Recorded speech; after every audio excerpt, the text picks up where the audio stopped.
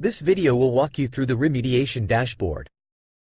To access the remediation metrics, click Remediation from the dashboard. The remediation section of the dashboard groups all ticket-related metrics. Ticket status trends are monthly and daily metrics showing changes in how many tickets are opened, reopened, fixed, verified or marked as a false positive or exceptions. This metric can reflect the velocity of your team at handling and fixing bugs. The out of SLO metric shows how many tickets do not respect your configured patching policy. Ostorlab allows you to define your patching policy by risk rating or ticket priority.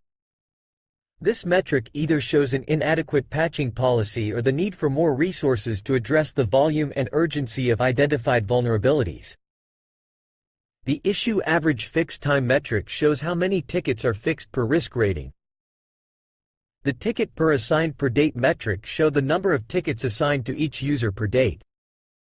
The ticket priority metrics show the number of pending tickets on a daily basis.